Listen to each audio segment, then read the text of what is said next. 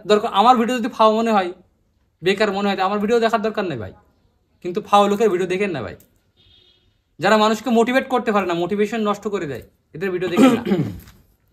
Hello guys, এরকম চিল বেশি। তুর্কি সাইপ্রাসের বিষয়টা খুলবে নাকি খুলবে না, কিংবা কবে খুলবে, এই সব কিছু মিলায় একটু টেনশনে আছে, ঠিক আছে?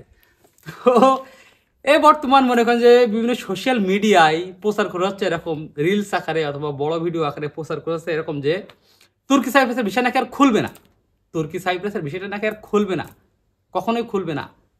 তো এই সম্পর্কে আমি কালকেও শুনছি, আজকেও শুনছি।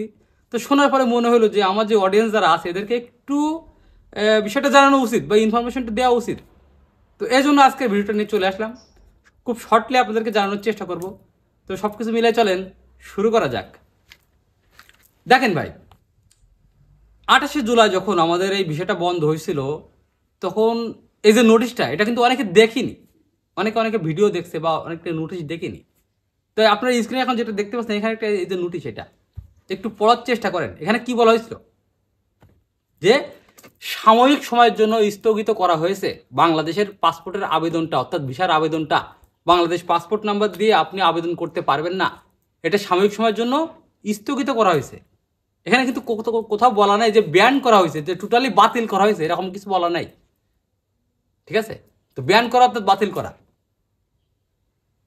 যদি এরকম কোনো লেখা না থাকে তাহলে এখানে কি বোঝা যায় যে সাময়িক সময়ের জন্য? এই সাময়িক সময়টা এদের কাছে 2 মাস হইতে পারে, 4 মাস হইতে পারে, 6 মাস হইতে পারে। তো এখানে কিন্তু বলা হয়নি যে বাংলাদেশকে টোটালি ব্যান করা হয়েছে।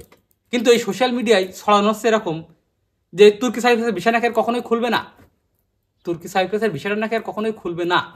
ভাই তুর্কি সাইপ্রাসের ভিসাটা খুলবে না, ঠিক আছে, আমি বুঝলাম, মেনে নিলাম, আমিও মানলাম। তো কাজ করবে কারা ভাই? ভাই আমার বাঙালি ভাই ব্রাদার, বাঙালি প্রবাসী যারা আছে, এই বাঙালি ছাড়া আমার মনে হয় কোনো দেশে কোনো কাজ চলে না, ঠিক আছে? প্রত্যেকটা দেশের কনস্ট্রাকশন সাইট, সম্পূর্ণ কনস্ট্রাকশন সাইট, বিভিন্ন ধরনের ছোটো বড়ো বিভিন্ন নিম্ন স্তরের যেসব কাজগুলো ভাই, আমার বাঙালি ভাই ব্রাদার যারা, এরা এসে এই কাজগুলো করে। বিশ্বের অন্য কোনো রাষ্ট্রের লোকজন ভাই আমাদের বাঙালিদের মতো এত খাটতে পারে না, এত পরিশ্রম এরা করতে পারে না। তো এই দেশের সরকার যদি এই দেশের বিষয়টা বন্ধ রাখে টোটালি, তো কাজ করবে কারা ভাই? এদেশে বহুত দেশের লোক আছে, আফ্রিকান আছে, তুর্কমেনিস্তান আছে, কাজাকিস্তান আছে, তুর্কির লোকজন আছে, সব শালারা অলস, সব শালারাই অলস ভাই, কেউ কাজ করে না। একমাত্র আমার বাঙালি পাকিস্তানি ভাই, তাও পাকিস্তানিদের ভিতরে অনেক অলস আছে। একমাত্র আমাদের বাঙালি ভাই যারা আছে, এরা কনস্ট্রাকশন সাইটটা টিকে রেখেছে, এরা এই বাঙালি ভাইরা কনস্ট্রাকশন সাইটটা টিকে রেখেছে। তো বাঙালিদের পাসপোর্টটা যদি ভাই বন্ধ করে দেয়, তো এ দেশে তো ভাই কোনো কাজই হবে না। হ্যাঁ ভাই, আপনি বলতে পারেন ভাই আপনার বাঙালি এত ভালো, হ্যাঁ অবশ্যই আমার বাঙালি ভালো, আমার বাঙালি ভাই বোনেরা তার প্রবাসের অবশ্যই ভালো। এই দেশের কনস্ট্রাকশনটা সর্বনিম্ন 60 থেকে 70%, অর্থাৎ 60 থেকে 70% ডিপেন্ড করে এই বাঙালিদের উপরে, কারণ অধিকাংশ বাঙালি এসে কনস্ট্রাকশন কাজই করে।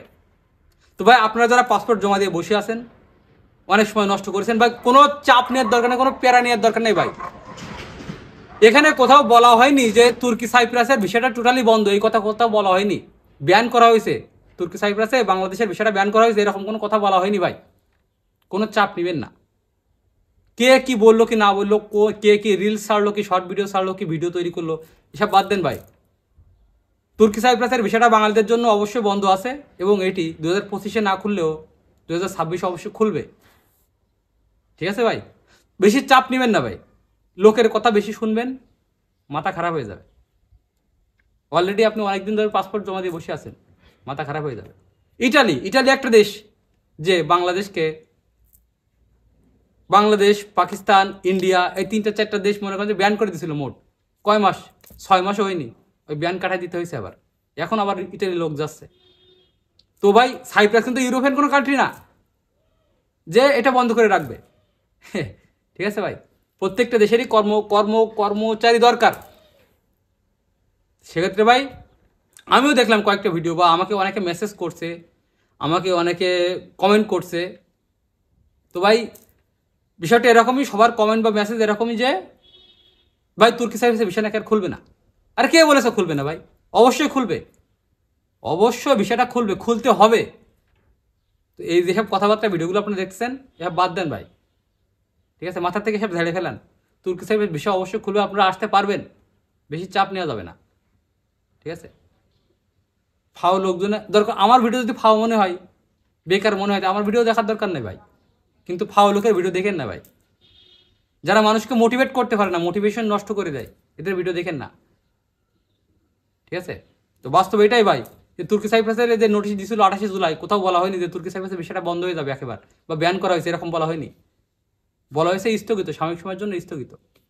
তো সব কিছু মিলাই ভাই একটা কথাই লাস্টে বলতে পারি, সেটা হচ্ছে ভাই, আপনার যে আশপাশে সোশ্যাল মিডিয়ায় যে মানে যে ভিডিওগুলো দেখছেন যে তুর্কি সাইপ্রাসের ভিসা নাকি আর কখনো খুলবে না, সম্পূর্ণ ফেক, মিথ্যা কথা। এরকম কোনো নোটিশ এখনো দেওয়া হয়নি বা পাওয়া যায়নি। সুতরাং তুর্কি সাইপ্রাসের ভিসাটা অবশ্যই খুলবে, 2025-এ না হলে 2026-এ খুলবে। বেশি চাপ নেবেন না, টেনশন করবেন না, ইনশাল্লাহ ভালো কিছু হবে। সব কিছু মিলায়ে আল্লাহ হাফেজ, বাই বাই।